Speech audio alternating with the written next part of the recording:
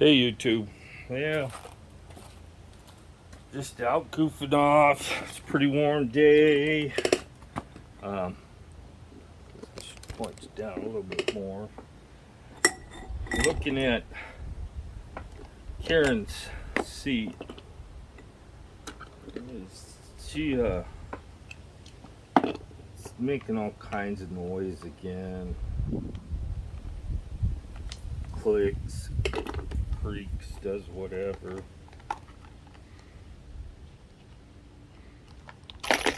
So, looking to see if I can improve it a little bit.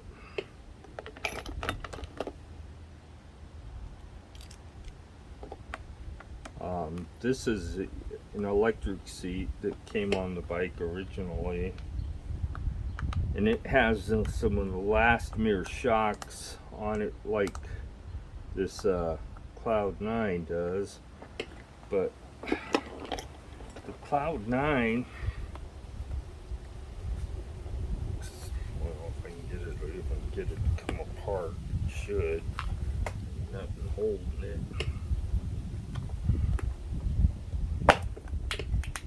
Whoa. So I'm not sure exactly why the Cloud 9 makes so much noise.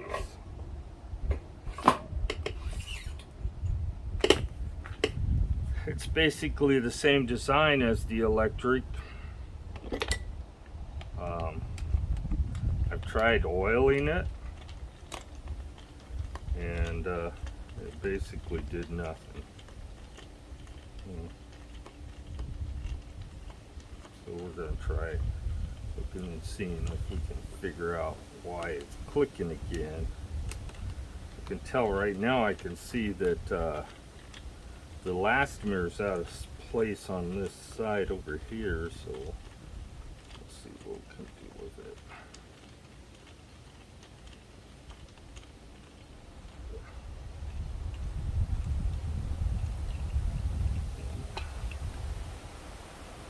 There.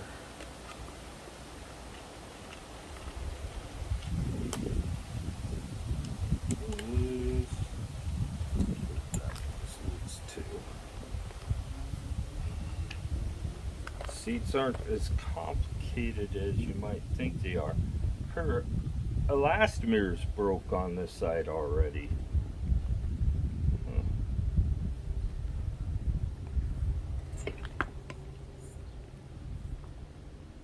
And the same with this side.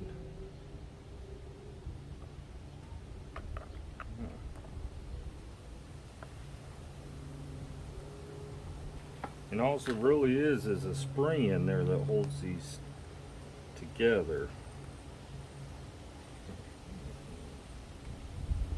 Maybe we can put this like this.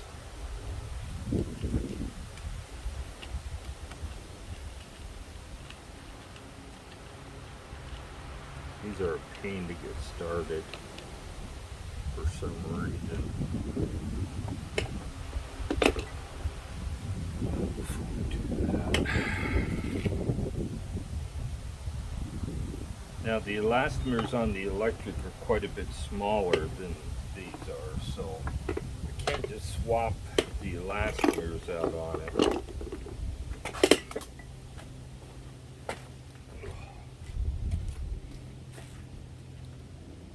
And quite a bit stiffer too.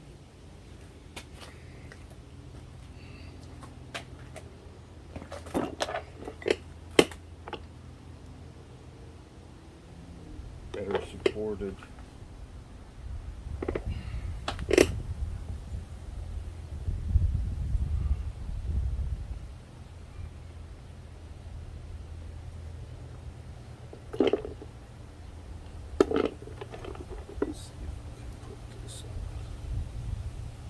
Side like that.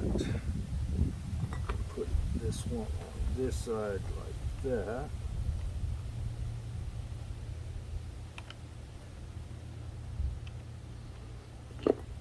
And get them screwed down. That's the question.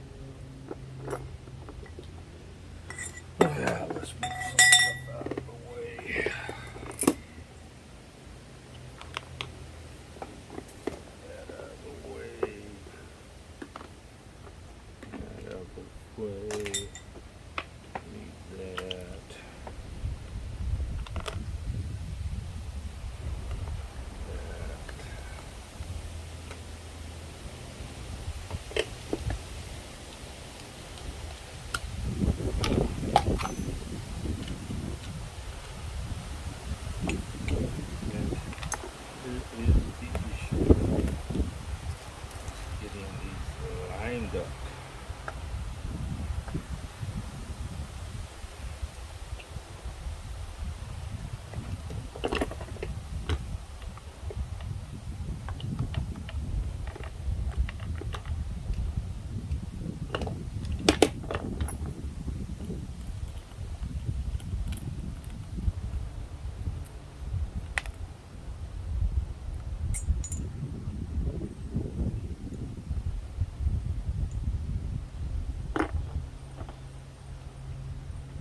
Think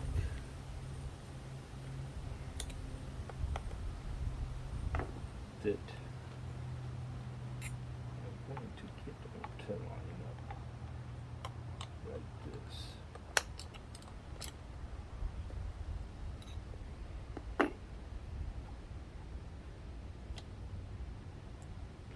Don't know if the screw is long enough.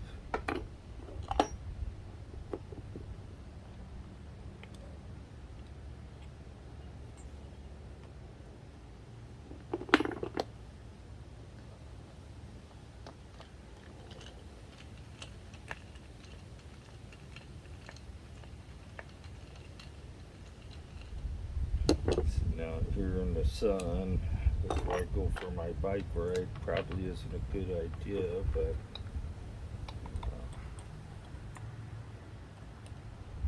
let's get that out of there.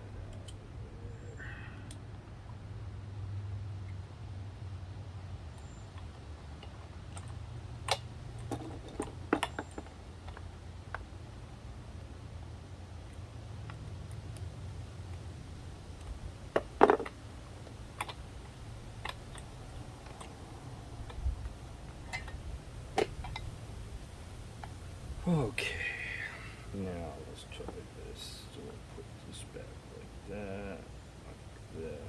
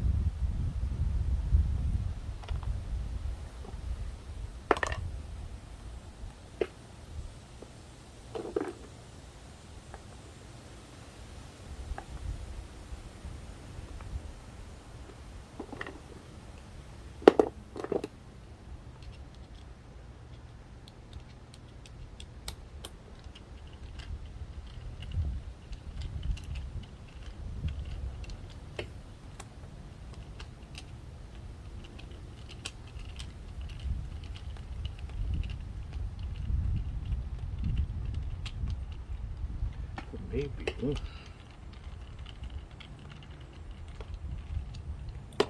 Put those on.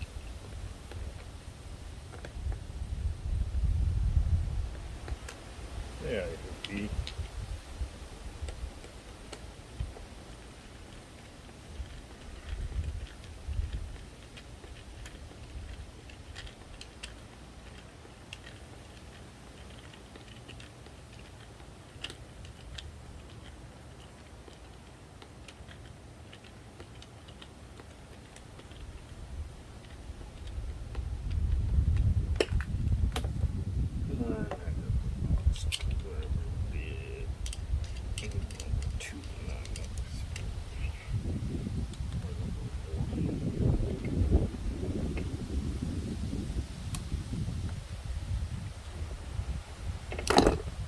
So they're in there like they're supposed to be.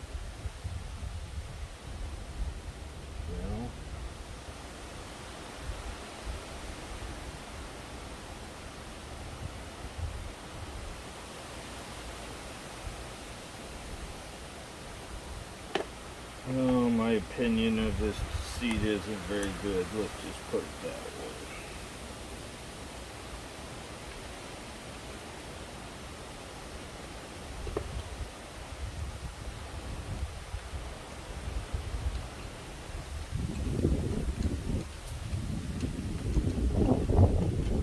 Not quite understanding why they would make those elastomers so cheap.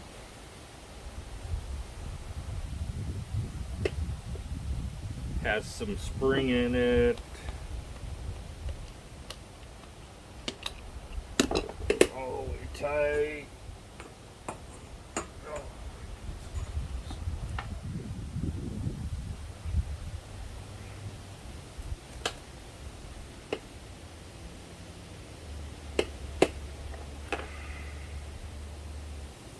Too bad they don't make these thicker. Maybe I could find two of them. I have two seats somewhere.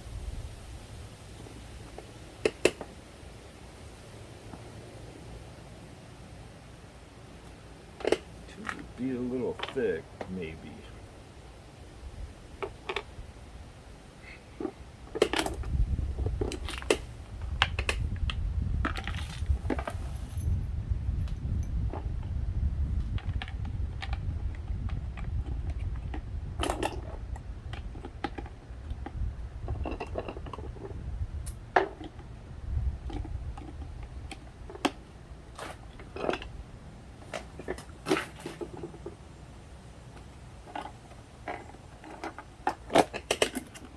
I don't know. So on my Facebook page I belong to, there's been quite a bit of talk about hydraulic brakes. And fundamentally, hydraulic brakes do have better lever feel, but as far as braking, stopping power, it's questionable. I mean, yeah, if they're working and functioning 100%, then they may be as good as or better than cable actuated brakes. But what they don't tell you when you start messing with cable actuated brakes and putting a hydraulic brake cylinder on there is that you're adding a complication to it. Those hydraulic brakes occasionally will need to be bled and the fluid adjusted. Now, and they're actually more complicated to do than the regular brakes are, because a regular hydraulic cylinder will have hydraulic brake system will have hydraulic levers too, and the levers will have an injection port where you could inject fluid into them. And part of the problem with a folded bike and hydraulic brakes is you have to fold the bike. These brake cables have a lot of flex in them, and brake housing have a lot of flex in them that the hydraulic ones just don't. So stuff up. Oh.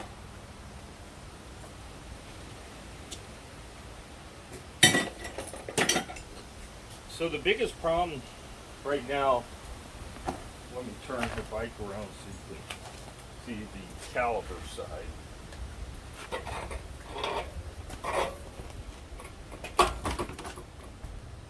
Turn you around a little bit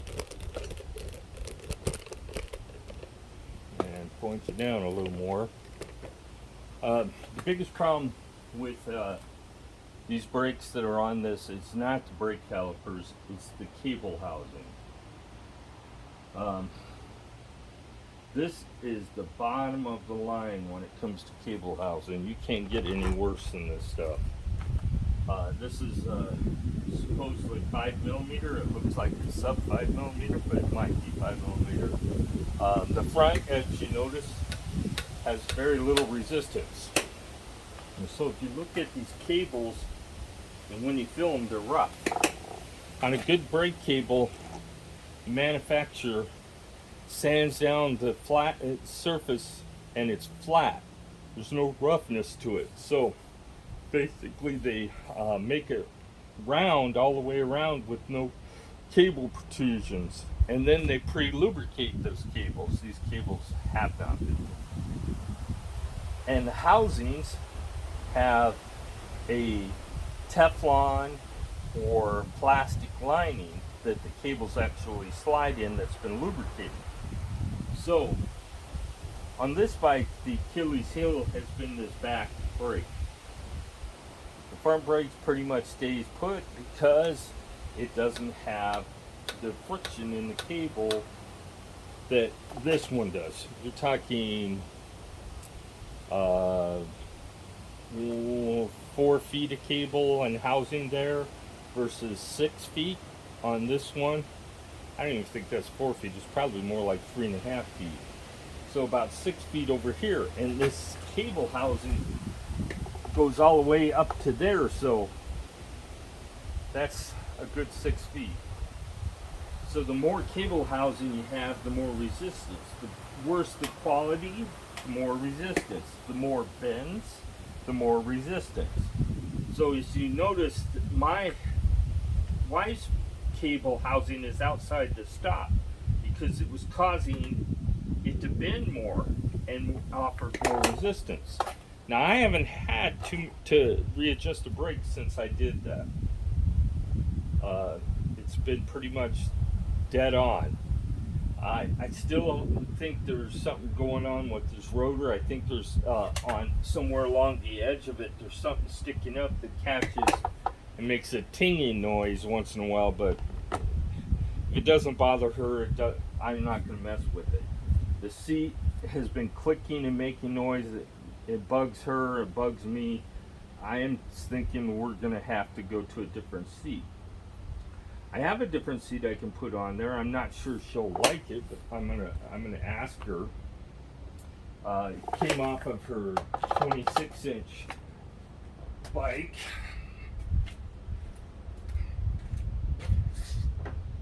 And it's a Giant. And I'm thinking I'm gonna put this on there. I don't think it'll make the noise that the other one will. It's a little bigger, obviously, and maybe she'll like it more.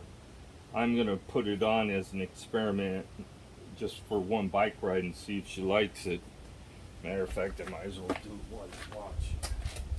Now, the suspension seat post that is on there won't fit this bike. I think that's a 27.2 seat post, and these are 31.8 or something like that. So I think we'll go ahead and put this one on. I don't know if Karen's gonna go for a ride today. She doesn't like this hot weather. Oh, it's loose too.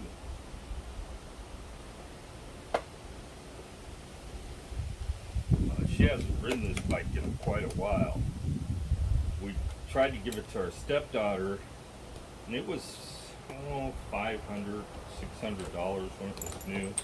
And the stepdaughter don't want to ride it or doesn't want to store it in the house. They don't really have a garage, so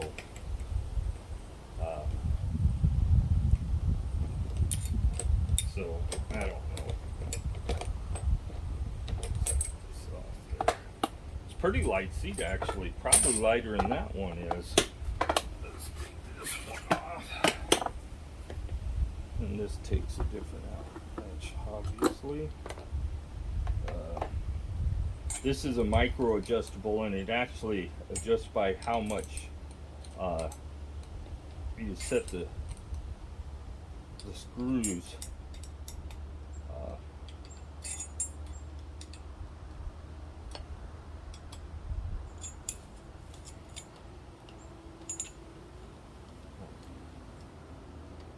So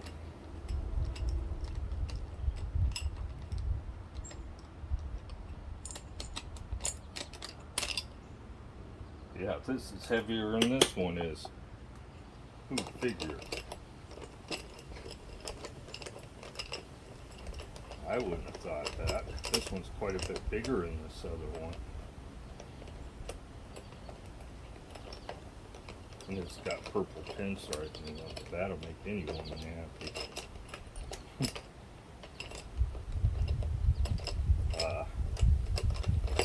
Come on, seat. You know you want me to mount you on this bike.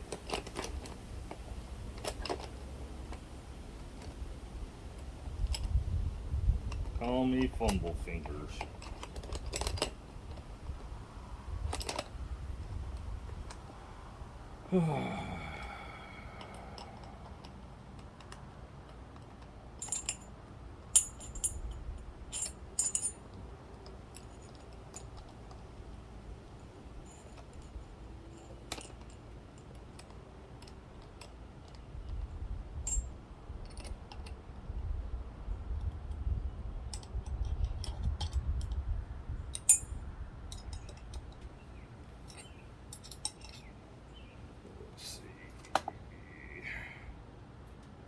Oh, looks like it's about.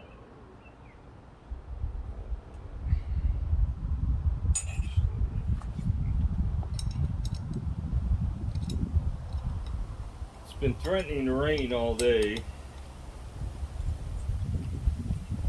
The video is going to probably be way too long, but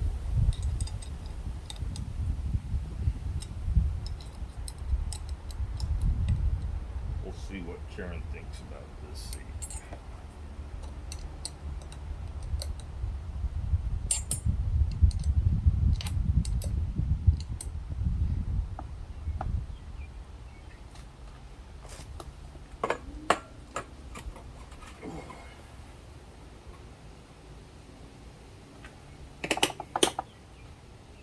Nose is up too high.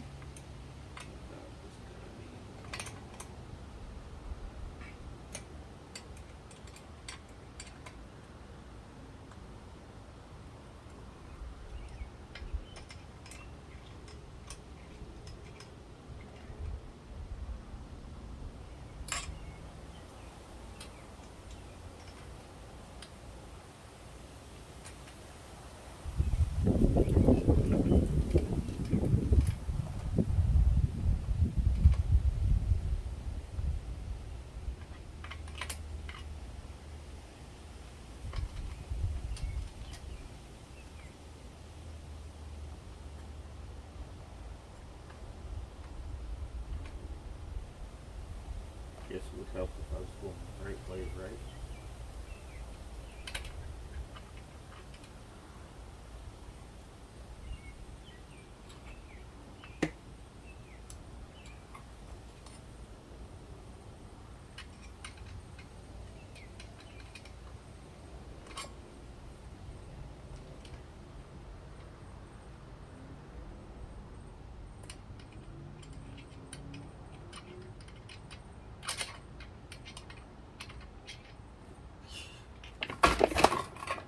Come on, bite, fight me then.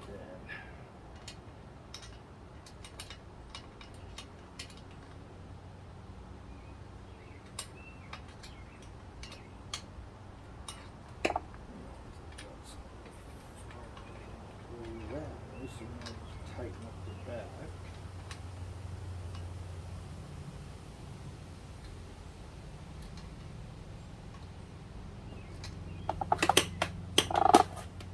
And that's better.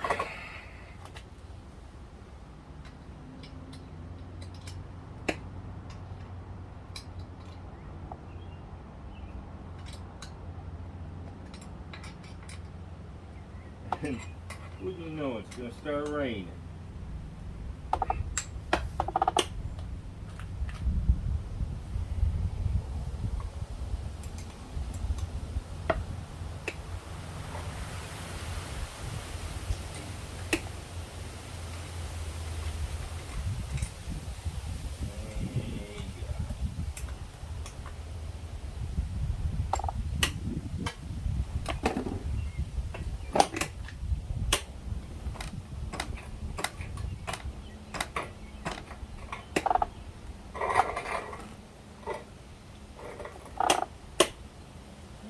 Good. I think that'll work. We will be talking to the man online about that seed.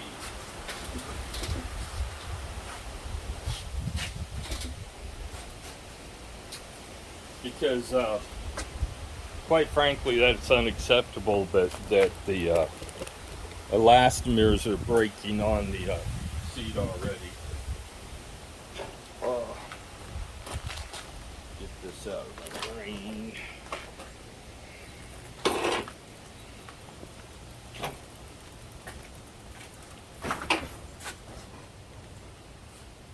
For right now, anyway. As you've seen, I put it back together. I took a look at it, and the elastomer along these inner edges is breaking down,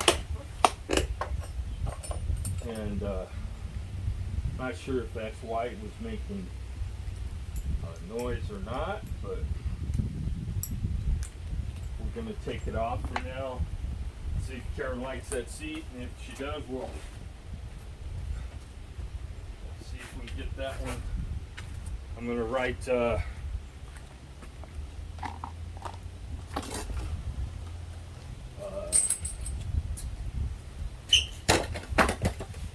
Cloud9 a nasty letter and tell them that their junk is really junk. You guys can say what you want, but if you weigh more than 200 pounds, there is no doubt in my mind that Cloud9 is junk. So, please subscribe. Have a great day.